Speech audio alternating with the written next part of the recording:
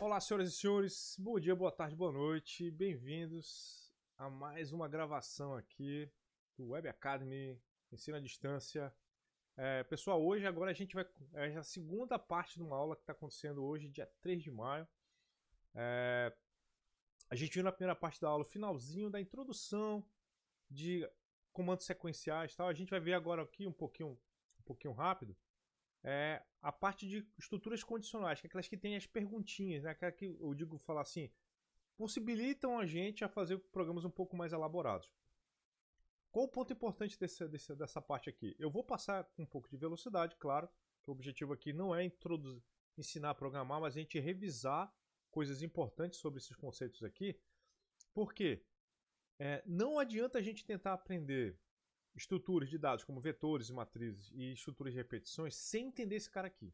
Esse cara aqui, eu digo assim, ele é o pilar, porque a estrutura de repetição, eu gosto de dizer, é um subcaso desse maluco aqui. Então a gente tem que entender bem as estruturas de condição. Então, porque nelas envolve muito o conceito de a gente deixar um programa simples e complexo, um programa ilegível e legível, baseado em alguns conceitos que a gente vai ver aqui durante o curso, tá?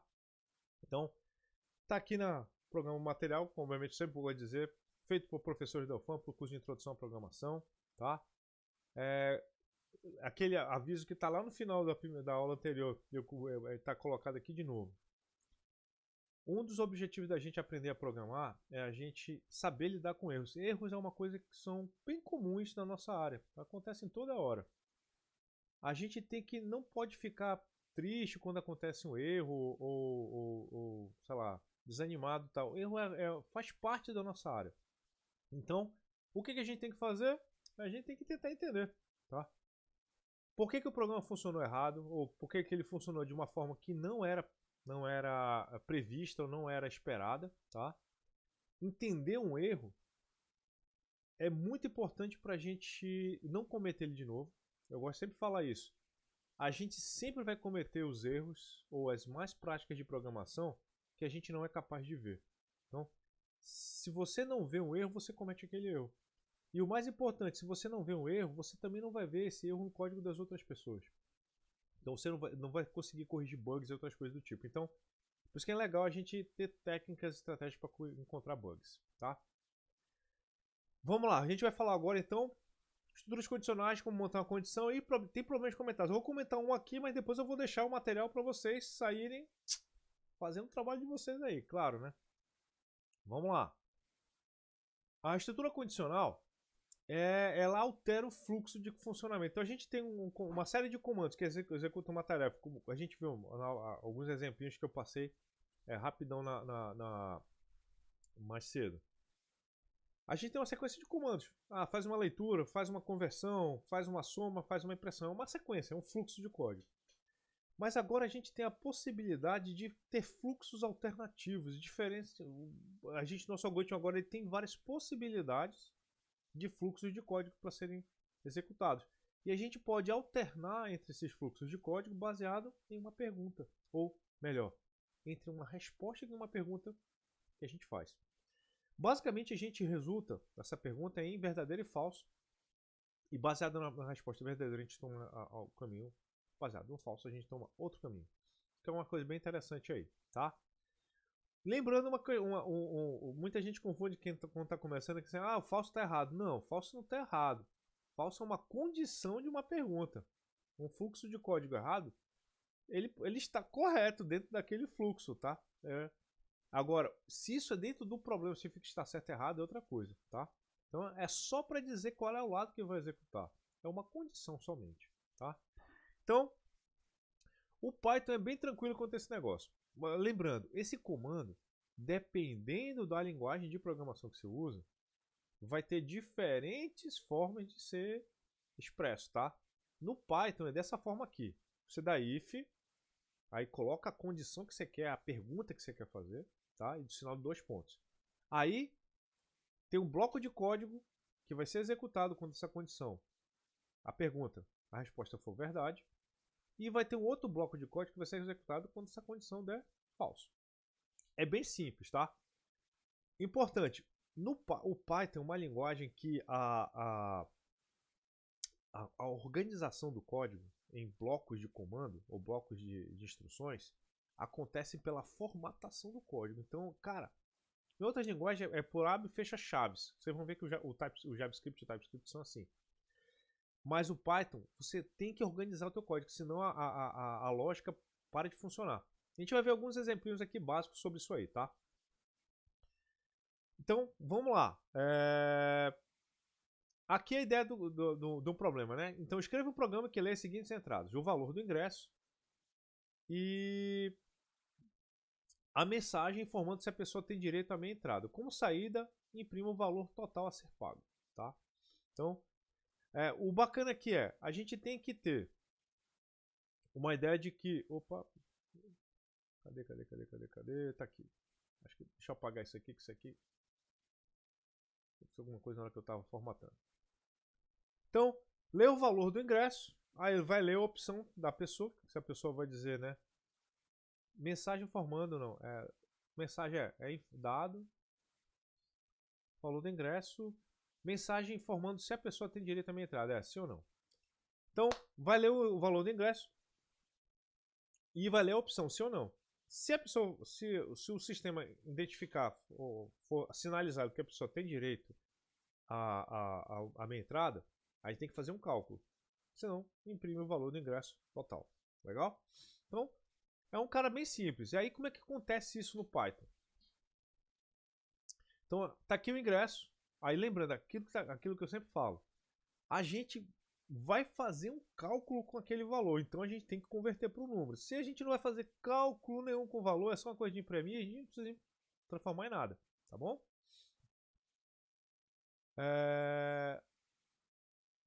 O Ney, tu tá falando que arquivo, Ney? O Ney, esse arquivo é aqui. Se tu pegar esse cara aqui e copiar no teu texto, vai funcionar. Nem te preocupa com o arquivo, não. Vamos lá. Então, se você pegar esse cara aqui, ó, você vai ver o valor da entrada. Aí, assim, pegou esse cara, converteu, beleza. Pegou aqui o valor da meia entrada. Aqui é um número, ó, é input, é uma meia entrada. Então, esse cara aqui que ele está dizendo isso aqui vai entrar um número. Um número não, é um sim ou não. Entendeu? Vai estar disponível esse arquivo nesses slides? Eu acho que não continuei nem entendendo a pergunta, né? Esses slides estão aqui na página do Colab Web. É só você clicar e abrir. Tem até alguns aqui que já estão olhando o slide aqui. E é só pegar esse código aqui, se você pegar do jeito que está aqui e copiar no seu editor de texto, na hora ele já vai funcionar. Olha que bacana, hein? Não tem mistério, não. A brincadeira é que eu quero forçar vocês a ler os slides, tá, galera? Vocês têm que ler, tá? Pra quem não tá acostumado a programar, ou nunca programou, ou faz muito tempo que não programa, tem que ler os slides, porque tudo que tá aí é muito importante pra vocês. Nesse caso aqui, ó, vamos lá, vamos executar ele junto. Valor eu vou falar que é uma entrada de cinema, 50 pau. Minha entrada? Cara, tô a fim de pagar minha entradinha hoje, professor, né? 25, cara, delícia. Pô, 25 conto é uma grana, cara. Dá pra comprar uma Coca-Cola. Entendeu?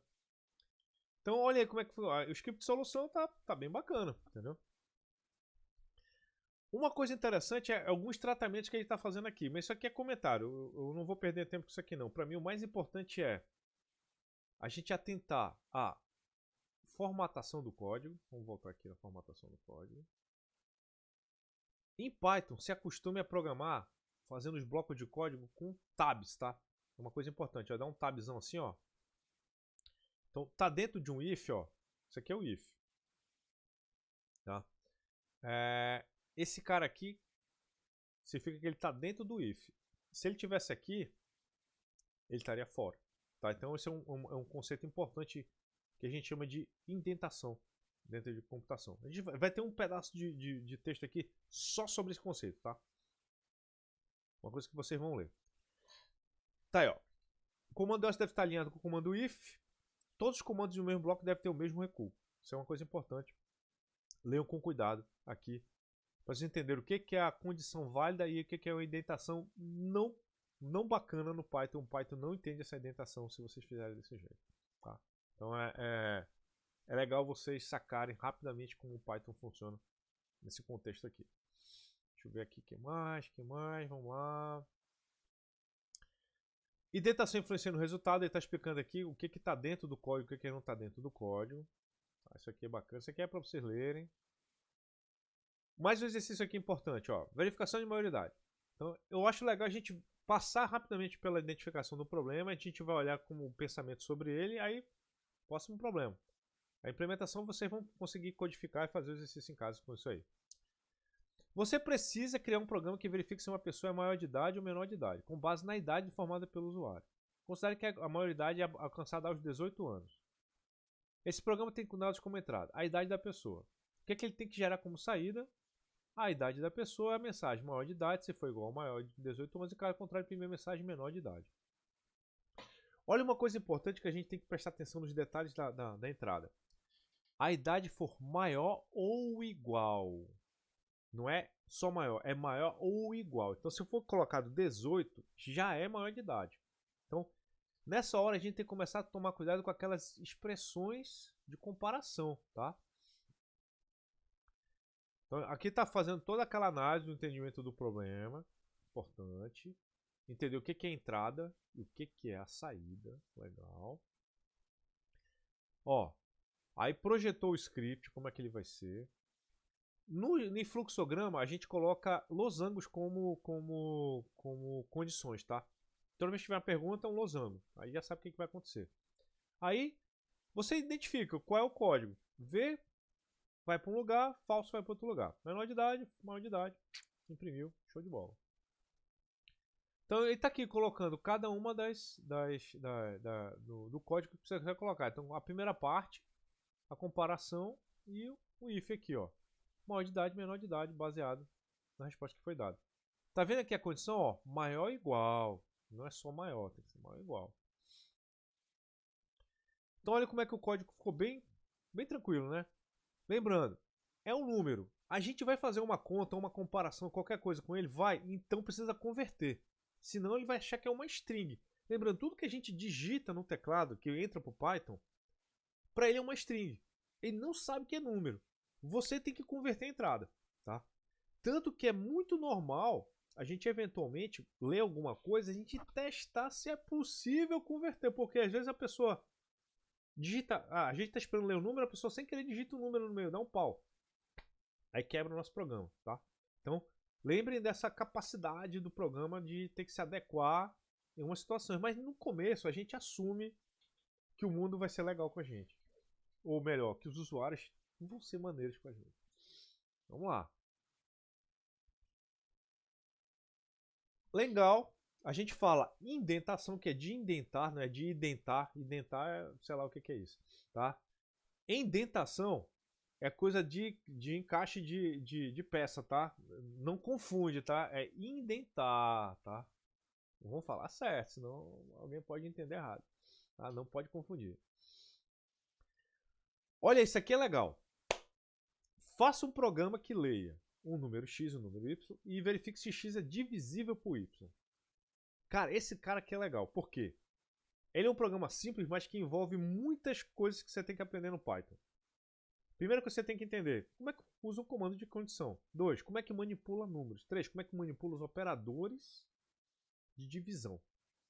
Lembra que a gente viu ainda agora que a gente tem a divisão inteira e tem um operador resto?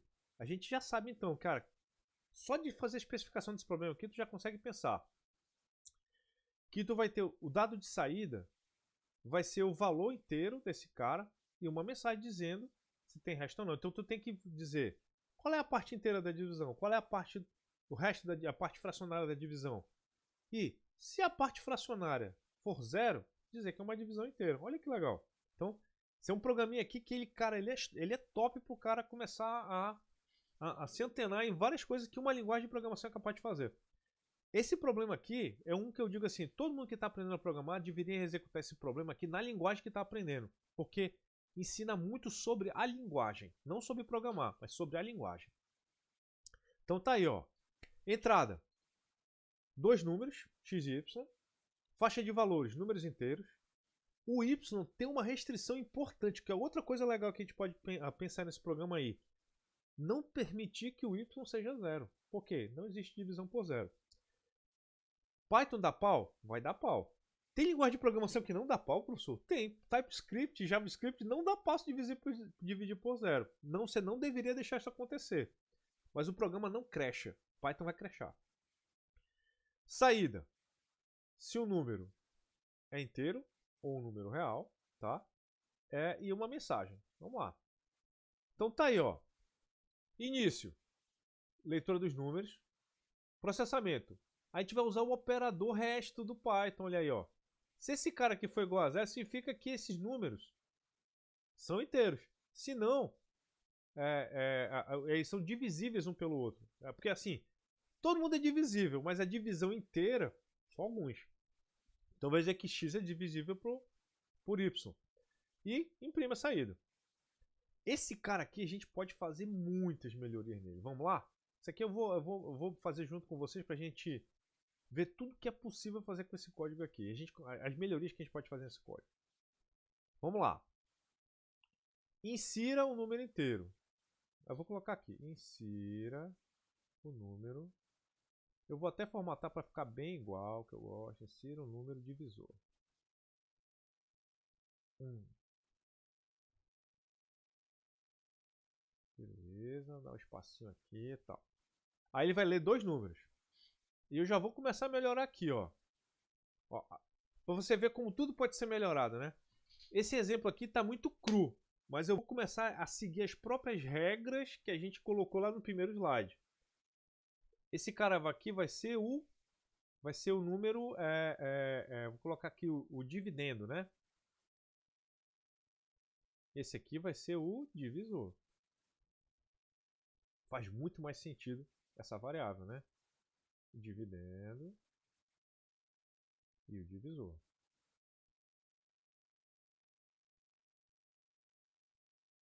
Dividendo é o x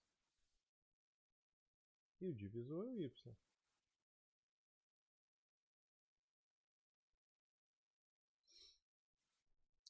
Aqui eu vou falar para vocês, eu também gosto muito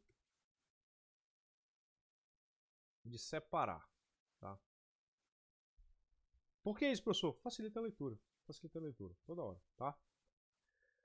Olha lá a parada. Vamos primeiro fazer esse código aqui simplão. Então, dividendo. Insira um número inteiro. Divisor. Insira um número divisor.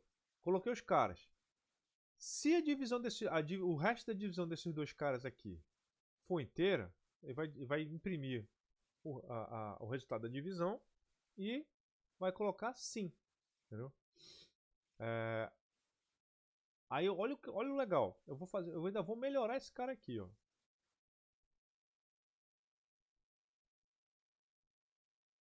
Botar aqui. É divisível? É uma divisão? É uma divisão inteira? Aí eu vou dar um print line aqui, tá? Pode pular a linha. Vamos executar esse código. O número inteiro. Vou colocar aqui 6. O número divisor. Ih, não ficou legal a minha formatação. Vou até cancelar aqui. Vamos lá. Vamos voltar aqui que eu não gostei da formatação do meu código. Vou botar aqui direitinho. Colocar mais para cá. Faltou colocar 2 pontos e um espaço aqui. Pronto. Vamos executar de novo. Número inteiro, 6. Número divisor, 2. Olha aí, cara. Print line é uma divisão inteira? Print line não é definido. Print, pô, então eu queria pular uma linha. Não tem print line em Python. Então, ó, vou colocar print. Eu vou colocar aqui, ó. Barra N. Que é pra pular uma linha. Acho que vai rolar, hein? Aí o que vai acontecer? Ele vai imprimir esse cara aqui. Vai pular. Aí o print sim. Divisão inteira não. Vou fazer o seguinte. Vou dar um espaço. Aí aqui que eu vou colocar o barra N.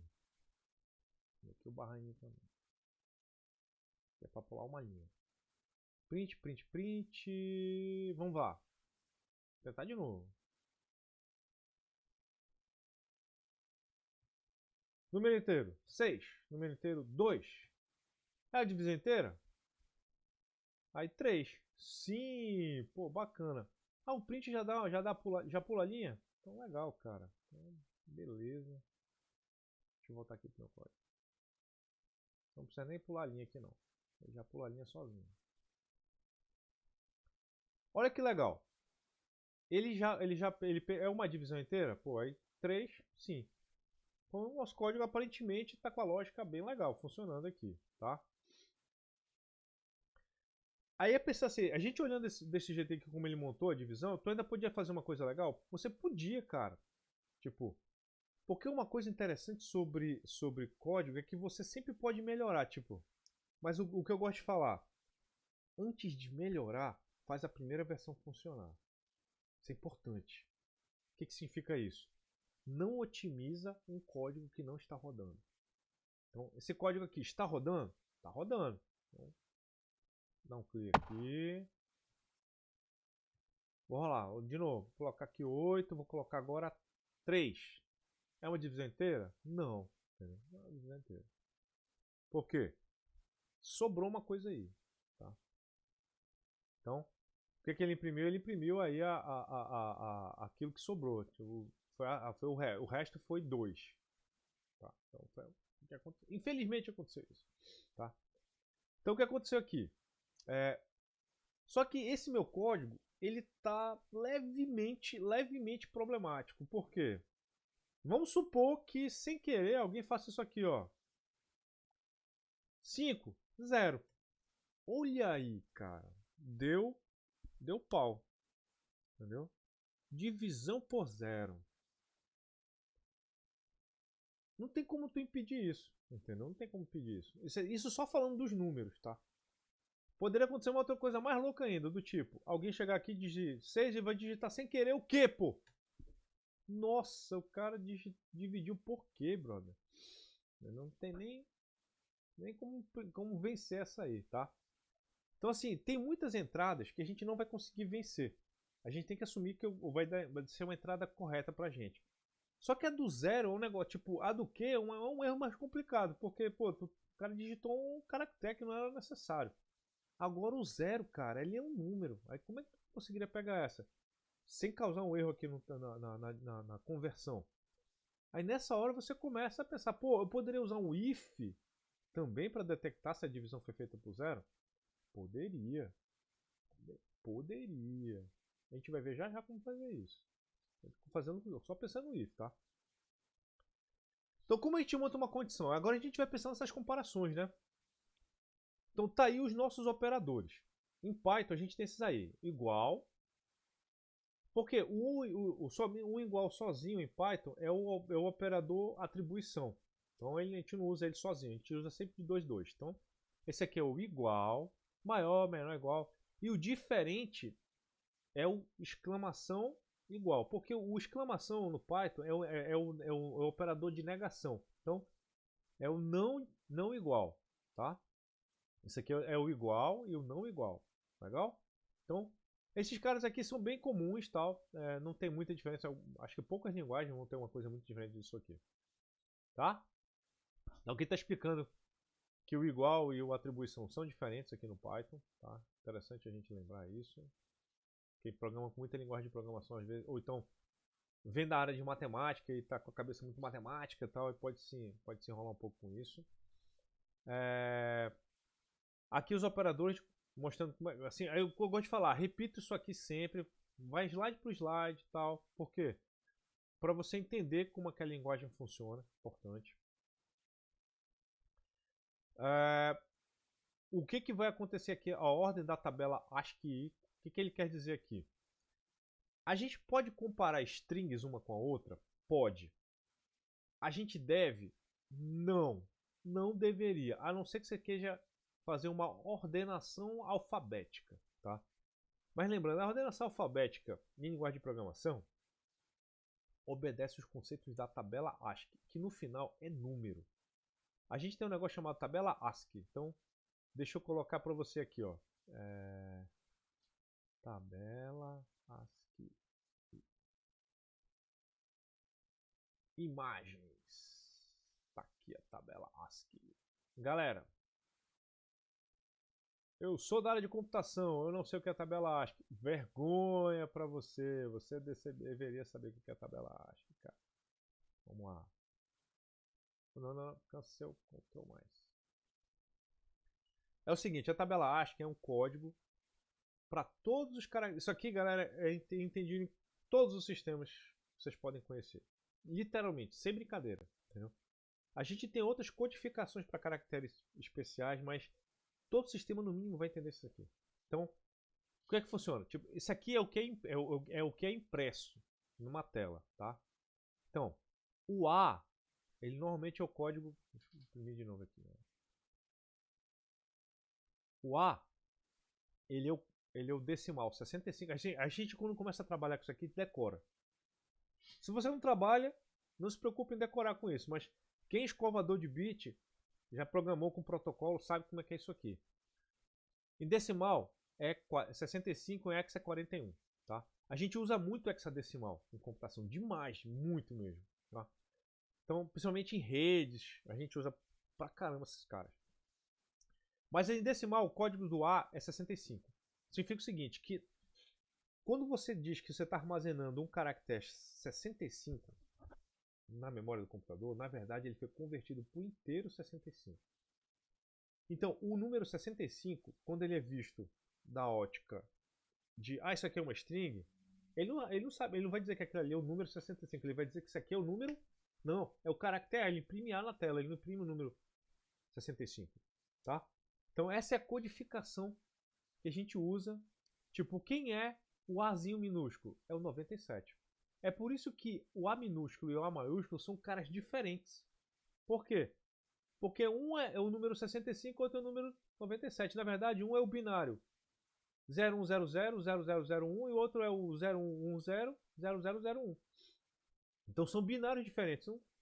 O computador, cara, não sabe nem o que é A, cara. Ele não tem ele tem a mínima noção do que é isso. Para ele é só binário. Tá?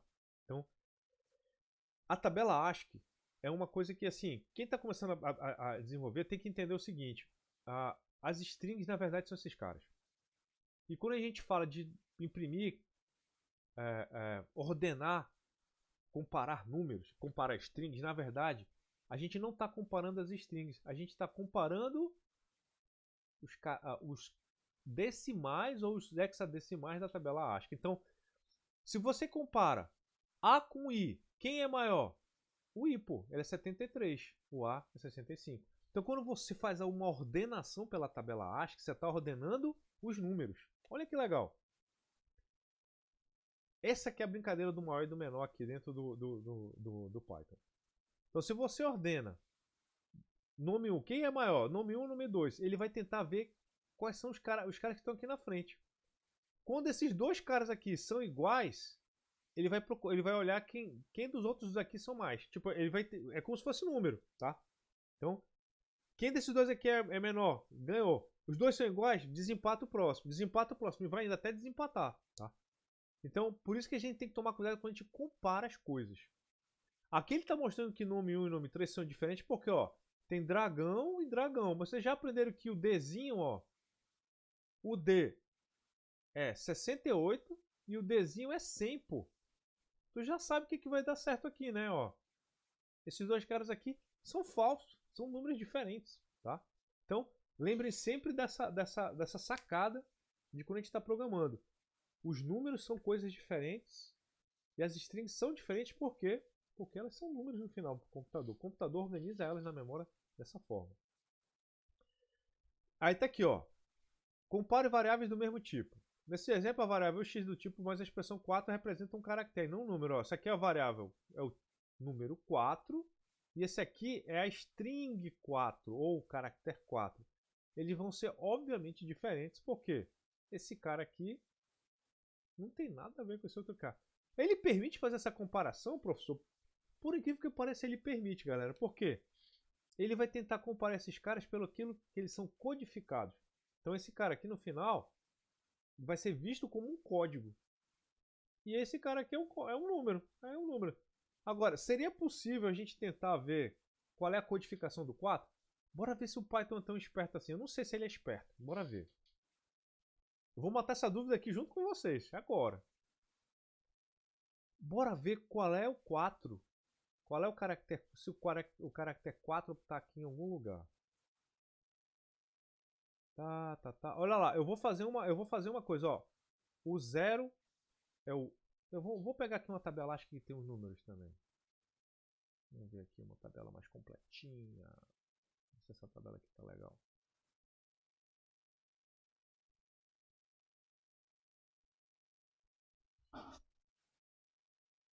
Vamos ver aqui. O 4, isso aqui é o... Não, isso aqui é o strings, tabela ASCII 2. Bora ver aqui, 4. Tá aqui o número. Não, eles não botaram os números aqui. Bora botar uma tabela ASCII boa aqui, uma tabela... Quem já programou para um protocolo sabe o que é uma tabela ASCII boa. Isso aqui é dos códigos. Vamos ver se isso aqui dá para ver. ASCII, tá aqui. Essa aqui é a tabela, tá boa. Olha lá. Esse aqui é ASCII 2, olha aqui. Aí tá aqui, como vocês acabaram de ver, né? ASCII e tal, tem uns bináriozinhos, já vai depender de como a linguagem faz aqui. Bora colocar aqui. Como é que essa aqui é? Tá, o decimal. Aqui, o decimal. 65, ó, é o A. Bora ver quem é o caractere 4. O caractere 4, a string 4, o ASCII 4, é o número 52 decimal. Bora ver o que vai acontecer? É igual a 52. Eu não sei se vai rolar, tá? É só uma curiosidade minha. Se fosse um outro tipo de linguagem de programação, eu sei o que sairia da resposta aqui. Bora brincar aqui, vamos lá. Isso é uma coisa que eu acho que vocês nunca podem perder, tá, pessoal? Essa curiosidade de se perguntar como é que a linguagem vai operar. Vai dar certo? Diferente. Para ele, esses dois caras são diferentes. Eu não sei o que ele imagina que é a string 4. Agora, não sei se eu colocar esse cara aqui assim, ó. Colocar assim. Colocar assim. Eu não sei se ele entende isso. Vamos ver. Olha aí, galera, como é que ele tentou identificar o caractere, né? É o código dele, né? Vou tentar ver se eu consigo colocar um outro código aqui. Aspas simples. Eu acho que aspas simples aqui... Não.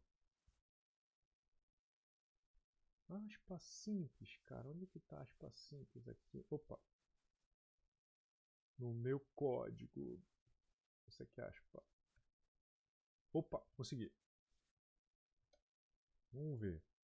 É que caractere, assim, caractere e extensão ainda são coisas diferentes. Então, o Python não faz uma associação direta ao código da ASCII que é trabalhado. Tem um jeito de fazer isso, tá? Só não sei em Python. Eu vou descobrir, aí eu ainda comento com vocês.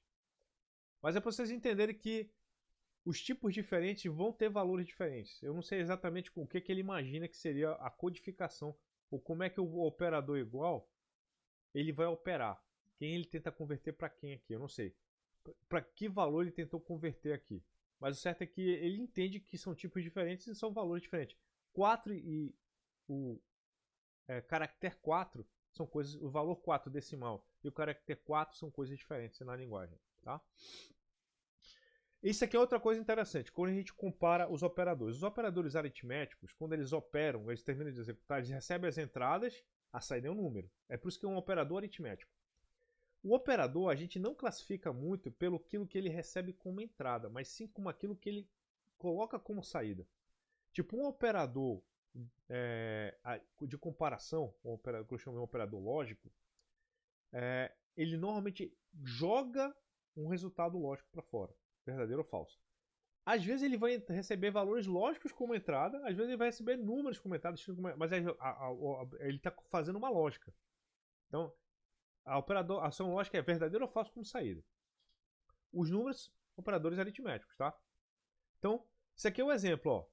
Uma condição, quando ela é operada, acontece aquilo que eu falei com vocês. Primeiro a gente executa aquilo que é necessário para o operador. Tipo, o operador mais interno aqui é o maior. Ele consegue operar 2 mais 3 e comparar com 10, módulo 6? Não, ele não consegue. Ele primeiro tem que resolver esse cara aqui. Então primeiro ele resolve. 5 mais 3, 5. 10 dividido por 6. Aí, o resto é 4. Entendeu? É o operador de resto aqui. 5 é maior que 4. Aí ele consegue operar com número. Ele não consegue operar com expressão. Aí operou, saiu. Importante lembrar sempre disso, tá? Outra coisa que eu acho legal, use parênteses. Não deixa negócio de predeceção, tal, não. Faz sempre a parada direitinho, tá? Isso aqui é exercício para vocês fazerem. Fiquem à vontade, tá? Como a gente faz para negar algumas condições também. Para a gente negar a condição, a gente tem que inverter não só o comando, mas a lógica do comando também, tá? Então, maior ou igual que 5, passou e reprovou, mas eu queria que o reprovou fosse primeiro, então tu tem que inverter a lógica também. Qual é o inverso de maior ou igual? É o menor. Qual é o inverso do menor ou igual? Maior. Qual é o inverso do menor? Maior ou igual. Isso aqui a gente aprende em matemática discreta em computação normalmente, tá? Olha o legal aí. Exercício simples, rápido. Show de bola. Uma concessionária de energia tem a seguinte política de cobrança. Se o cara consumiu 150 kW ou menos, a empresa cobra uma tarifa de 60 centavos por quilowatt. E mais um valor de 5 contos, que é a taxa de iluminação. Quem dera a taxa de iluminação fosse 5 contos. Eu não sei vocês aí, mas eu pago aqui um pouquinho perto de 50, que tá meio triste, tá? Mas trifásico, né? Caso contrário, a empresa cobra uma tarifa de 75 watts e mais um valor de 16 pela iluminação pública. Isso aqui é basicamente o cara, você é monofásico, bifásico ou trifásico, entendeu? Aí dependendo do teu consumo, dependendo do teu nível de ligação, aí ele faz uma cobrança a mais. A empresa é Darkness, né? Podia se chamar Manaus Energia, Amazonas Energia? Podia, cara. Tá parecido aí, tá? Vamos lá. Quais são as entradas? A entrada é o consumo de energia da pessoa. Aí dependendo do nível do consumo de energia, ela vai pagar mais ou menos de taxa de iluminação pública e vai pagar mais ou menos da taxa base por quilowatt-hora que foi consumido, tá? Então o consumo vai ser real, esse é o número real que vai ser dado, e a saída vai ser din-din, cara, din-din, quanto que o cara vai sofrer aí. Vamos lá. Então vamos lá, tá aí. Se o consumo for maior que 150, maior ou igual que 150, a taxa de consumo vai ser 0,75. Se for menor, se for menor ou igual que 150, a taxa de consumo é 0,6 mais R$5. E se a taxa de consumo for maior que 150, aí é 0,75 mais 16. Consumo. Leu float, assume que estamos lendo um float. Aí está aqui o consumo, ó.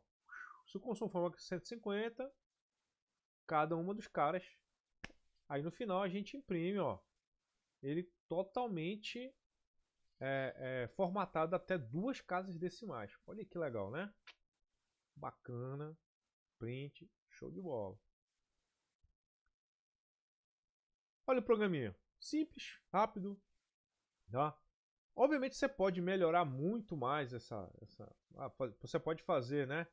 O consumo, tá? Aí, pô, a variável tá com um nome legal, tá? Você pode até colocar o consumo aferido, tal, bacana, tal.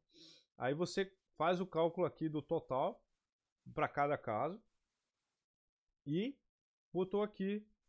Aí vamos supor que você está fazendo o código e você quer explicar o que significa isso aqui. Por que o consumo desse cara aqui é diferente desse, tá? Aí você pode colocar aqui um comentário. Monofásico, bifásico, trifásico. É interessantíssimo botar esse tipo de informação aqui, porque explica o porquê da lógica. Isso é um ótimo comentário.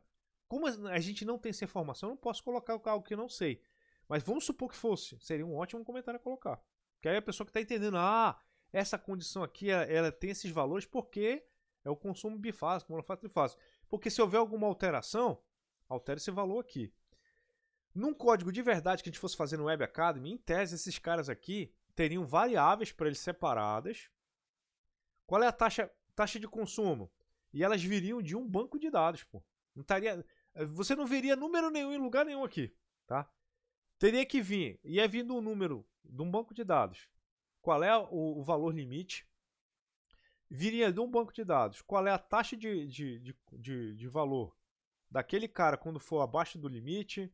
Qual é o valor acima do limite? Quanto é que está a taxa de iluminação pública para o monofásico? Quanto é que está a taxa... Todos esses números aqui viriam de um banco de dados. Então, esse é um tipo de código que você, quando faz inicialmente, os valores ficam no código, mas quando você faz de forma profissional, os códigos vão vir tudo de fora. Fala, Matheus. Oi, professor, bom dia. Bom dia. Tô começando com Python agora também, mas porque no C é um pouco diferente. Aí a variável total, né? Ela porque ela não tem nenhum tipo, né? Nesse caso aí, Nenhuma variável em Python tem tipo. Ah, tá. Porque eu não sei se ela é inteira, se ela tá declarada como Não, inteira ou real. ela vai ser aquilo que ela vai receber. Esse aqui por isso que Beleza, Python beleza. é uma linguagem não tipada. Ela vai ser o que ela receber. Se ela receber um float, ela vai ser um float. Se ela receber Beleza. um inteiro, ela vai ser um inteiro.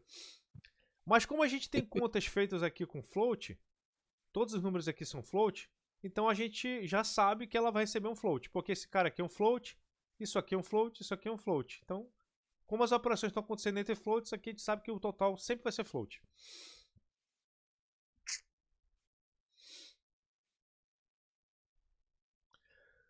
Problemas comentados aí, né? Então, os problemas com os três coeficientes. Uma leitura rápida aqui, né? Tá lendo três coeficientes, aqui ele vai fazer uma conta, tá? Fazendo o cálculo do delta. Lembrando, né? Tem raízes reais, tem raízes reais. Vocês lembraram, né? B ao quadrado menos 4 elevado... Pô, beleza. Professor, eu lembrei daquela fórmula, de bacana e tal. Eu preciso saber se vai ter raízes reais ou não. É só lembrar, pô, o delta é negativo? Já era. Vai ter raiz quadrada de número negativo. Então já era, meu irmão. Não tem raízes reais. Não, o delta é maior que, maior que zero, pô. Maior igual que zero. Então tem raízes reais. Pô, legal que só. Então, é uma forma rápida de a gente fazer, ou a gente entender como alguns cálculos acontecem, entendeu? Dentro da matemática e como é que a gente poderia fazer um módulozinho rapidamente. Em alguns lugares vocês vão ver que assim, a gente tem módulos de matemática que chegaria, em vez de imprimir, ele retornaria a 0, ou retornaria a 1 se tivesse raízes reais, e retornaria a 0 se não tem raízes reais, tá? Para você poder usar esse cara, porque isso aqui é uma coisa para pessoas lerem, tá? Quando tem print assim, é para alguém ler. Quando vai ter return, vai imprimir um código, significa que outro programa que vai interpretar, tal. Aí a gente faz esse tipo de entrada e saída, tá? Deixa eu ver se tem mais alguma coisa importante aqui. Tá, esse aqui é um clássico, cara. Olha aí. A gente vai ter que fazer um cálculo aqui de caso o cara ultrapasse 60 km por hora, emite o registro de uma multa. A multa é de 200 contos mais R$3 para cada quilômetro acima do limite. Olha a dor aí do cara, né? Então, a entrada vai ser velocidade em km por hora, que a gente imagina que é um float, que é um número quebrado. E a saída vai ser uma multa, entendeu? Pela entrada que está aqui, a multa não parece ser números... Vai ser um float, pô. Vai ser um inteiro, por quê? É R$3, que é o número inteiro, mais R$200, então não precisa ter nenhum momento de ser float aqui a saída, tá? Então, se a velocidade for acima aqui o limite, é R$200 mais 3 vezes a quantidade de quilômetros acima do limite. Se for falso, não tem multa nenhuma, o cara, um cidadão idôneo, cara, tá andando direto conforme a lei e tal, tá tudo certinho. Então tá aí, olha aí, ó. Velocidade e o limite. Fez o cálculo dele aqui. Vocês estão vendo que a multa, ó, ele tá fazendo cálculo com números inteiros aqui. Nessa hora aqui já acontecia, ele já, pô, vamos botar o número inteiro aqui, tá? Então a multa é o número inteiro. Bacanão, todo bonito, show de bola, tá? A gente aí assim, isso aqui é uma das lógicas. A lógica invertida podia ser essa aqui, tá? Então uma coisa importante é vocês verem que existem várias formas de fazer a mesma lógica. Tem lógicas que são mais simples de entender do que outras. Isso é uma coisa importante de a gente sacar, tá? Outra coisa que eu gosto de falar sempre. Qual é... Existe uma... Assim, a gente não tem uma... São lógicas alternativas. Existe algum tipo de lógica que é melhor que a outra? Aí eu gosto de falar o seguinte. As lógicas que privilegiam a resposta mais frequente acontecer primeiro, ou ser a verdade, a gente entende que são melhores. Só uma questão de otimização, tá? Vamos supor que você faz esse cara aqui e 99% dos casos a velocidade da pessoa é sempre dentro do limite. Sempre dentro do limite, tá? Esse código aqui podia ser reescrito de outro jeito. Vamos ver essa forma de reescrever esse código aqui? Eu vou pegar esse cara aqui, ó, e vou copiar. Olha como é que eu vou fazer. É bem engraçado esse código aqui, tá? Isso aqui é mais um hack de curiosidade para vocês, pessoal. Então tá aqui, a velocidade tem um float, o limite é 60, tá? O maior que o limite é esse cara aqui. Muita gente faria o seguinte, pô, professor, eu precisaria desse else? Tese não. Você podia fazer isso aqui, ó. Pega esse cara. Copiei, tira esse cara daí. Você parte do princípio que a pessoa não tem multa. Se a pessoa passar, aí você atualiza o valor da multa. Se isso aqui der falso, ele já não faz mais conta nenhuma, ele já vai direto aqui e imprime a multa. Porque se ele não entrar nesse código aqui, esse aqui ficou verdade. Qual é a vantagem desse cara aqui? Eu inicializei a multa. Bacana, né? Então, esse aqui é um jeito, é uma forma alternativa da gente pensar. Por quê? A gente deixou o caso que é padrão acontecer por default. Aí o caso que é exceção, só entra se for exceção. Ou entra se a velocidade foi maior que o limite. Mas a gente não espera. Então, esse caso aqui seria legal, porque, pô, tu não precisa se preocupar. Então, é um jeito da gente deixar um código um pouco mais simples, tá? Mas a lógica é a mesma. A lógica é a mesma, tá? Então, pequenas dicas aí do professor Moisés, cara. A gente vai pegando a manha, tá? Mas, cara, tanto essa forma como essa forma aqui estariam corretas, tá? Mas é uma forma da gente entender, assim, que, pô, existem outras formas de a gente fazer alguns códigos sem precisar deixar ele mais complexo daquilo que é necessário, tá? Mas, professor, para quem está aprendendo a programar, está começando, eu tenho que me preocupar em otimizar? Não, não se preocupe. A otimização vem depois que funciona. Cara, eu gosto muito legal mostrar. Vê se você encontra essa imagem aqui. Space X Engines Evolution. Eu gosto de mostrar isso aqui para os alunos. Cadê? Tá aqui. Tá. Vamos lá. O teu. Não, essa imagem aqui tá mais bonita. Vamos olhar.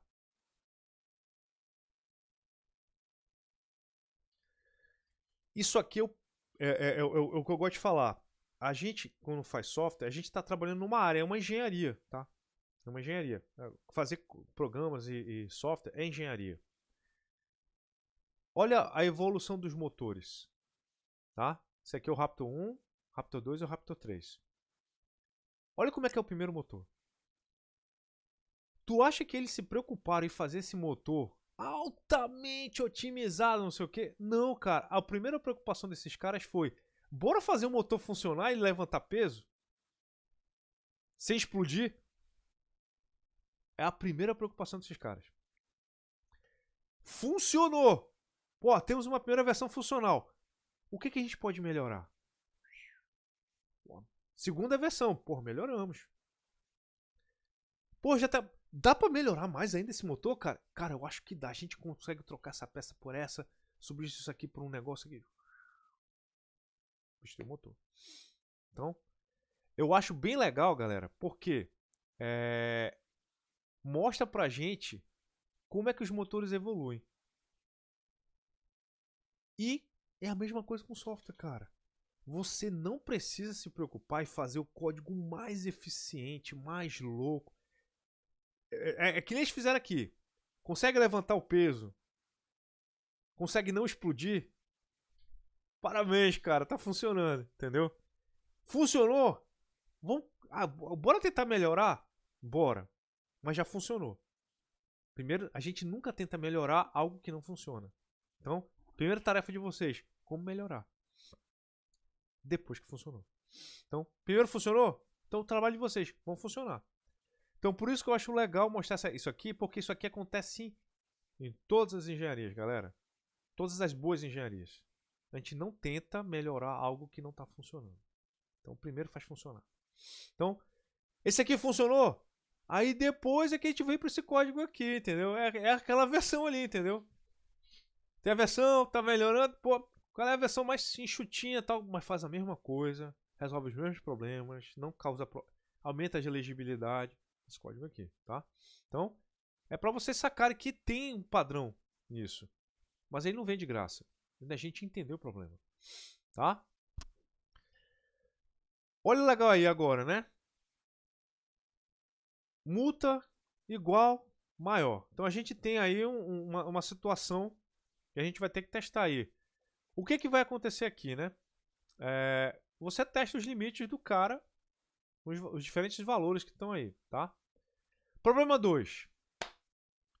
Cara, quantos pontos de força um esqueleto tira durante um ataque a um personagem com P0 pontos de força iniciais? Isso aqui é um clássico. Alguém te dá uma fórmula matemática e você vai ter que implementar essa fórmula lá no teu algoritmo.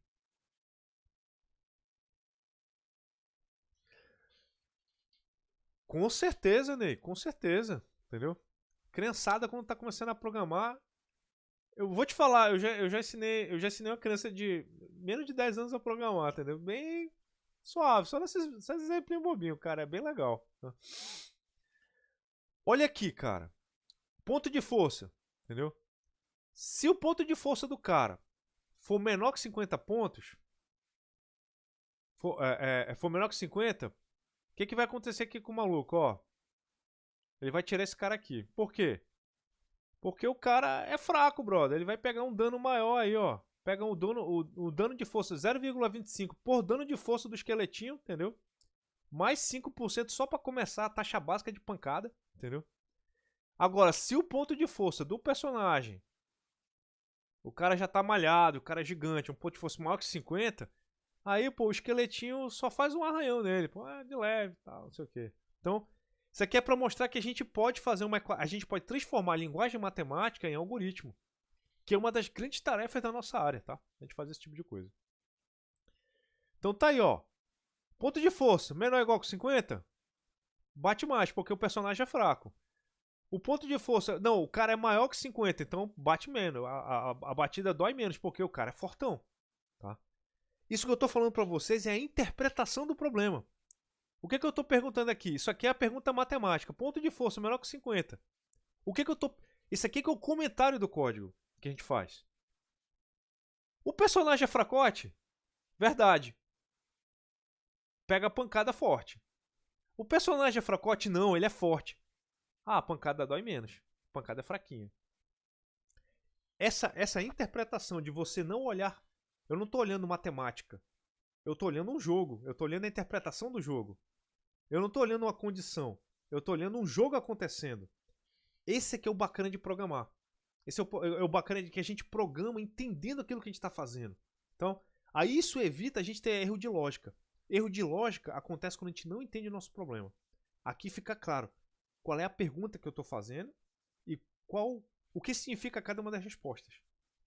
Isso aí, galera, é importantíssimo. Assim, eu digo, tem pessoas que já estão, sei lá, 10 anos de programação e ainda tem dificuldade de entender esse conceito simples. Você tem que entender bem o problema que você vai programar. Você não pode programar totalmente agnóstico. Quem executa o problema agnóstico à situação é o computador. Ele não sabe, quando ele vê uma matriz de número, se ele está vendo cores, se ele está vendo bits, se ele está vendo notas de aluno, ele não sabe, ele não tem que saber. Ele só faz soma e subtração. Quem tem que saber somos nós que estamos desenvolvendo software. Então tá aí, ó, a realização daquela equação em um código. E aqui eu faria, ó. Aqui eu colocaria o comentário. Pergunta: o personagem é fraco? Aí 2 sim, batida tira mais pontos. Não, batida tira menos pontos. Então, entendeu? Aí aqui a pergunta alternativa. Show de bola. E vocês podem repetir aquela mesma lógica. Assume que é tipo assim, professor, mas aqui eu não posso assumir nada, né? Não pode assumir. Porque tu tem que primeiro fazer uma conta aqui, tá?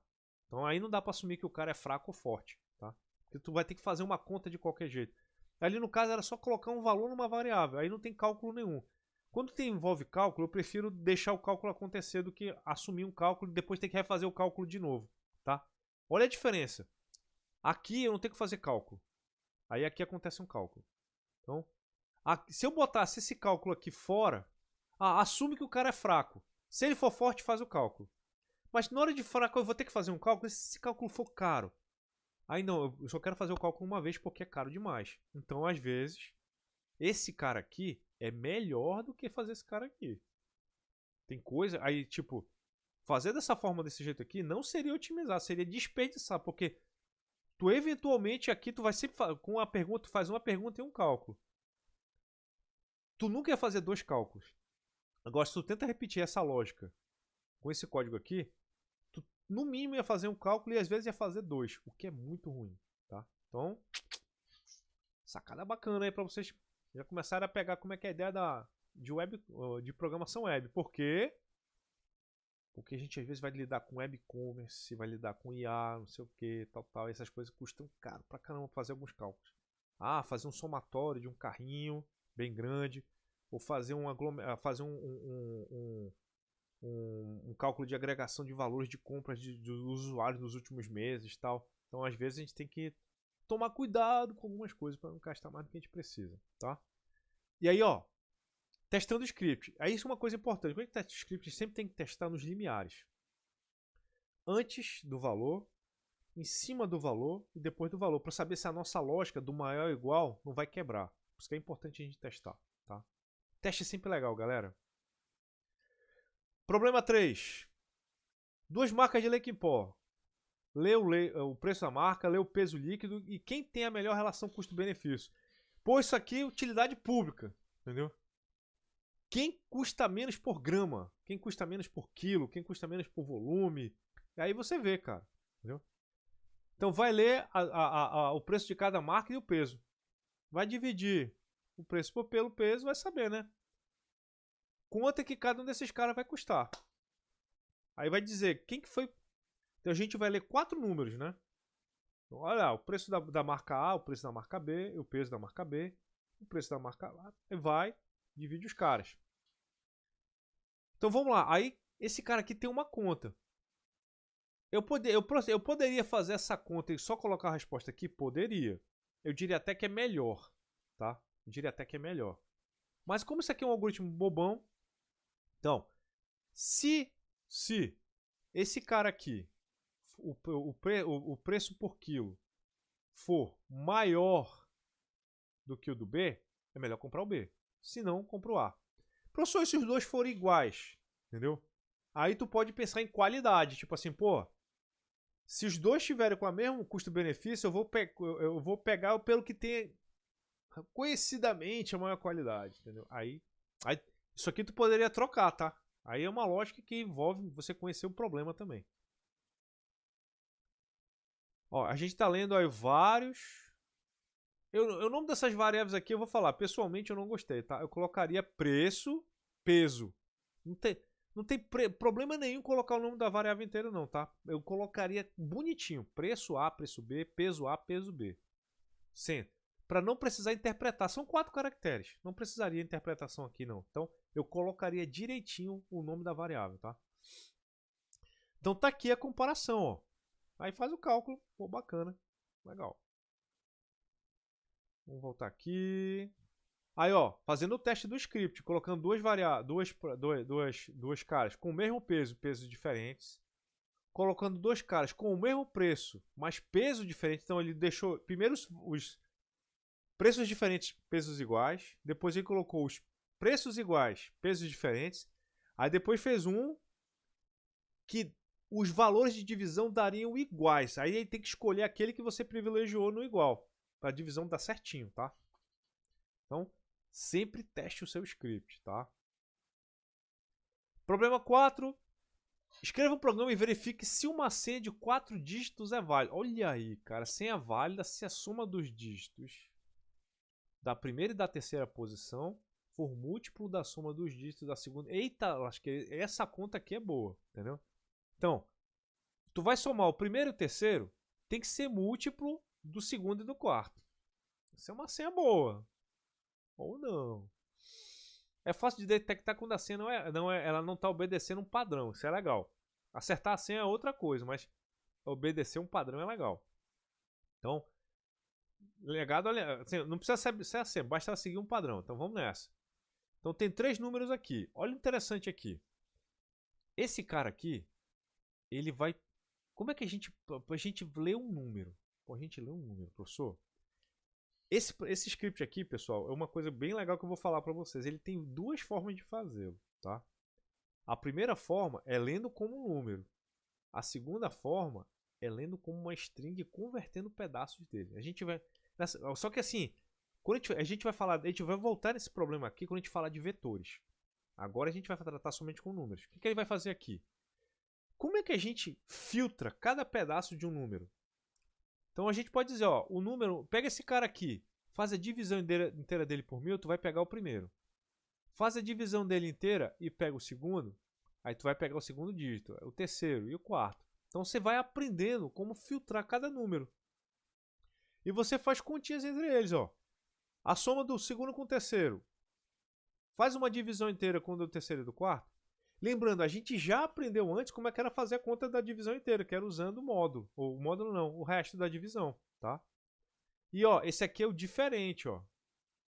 Então, esse cara aqui, os 2 números, foi diferente de 0?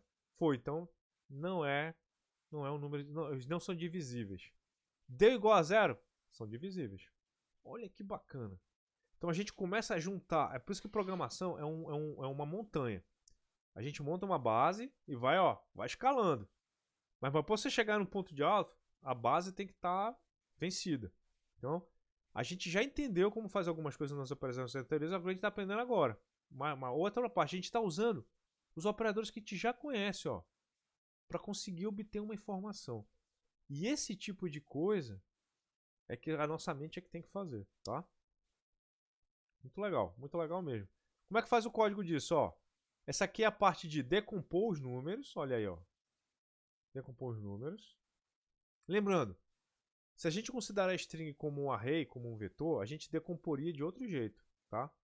Mas isso aqui é um jeito muito legal, porque usa matemática pra gente fazer isso. Aí acontece a conta, o if, tá? Esse cara aqui, eu diria, é muito legal a gente fazer o... É só uma conta, a conta toda acontece aqui, né? Então o que eu poderia fazer? Eu poderia colocar a mensagem liberado aqui, e se a conta der errado, nega. Ou então tu faz o contrário, que eu digo que é o mais seguro possível. Nega. Se der certo, libera. Que isso aí é um algoritmo que digo, ele é o cara da segurança. Segurança é, cara, nega a princípio, tá todo mundo negado. Se o cara der certo, aí tu libera ele.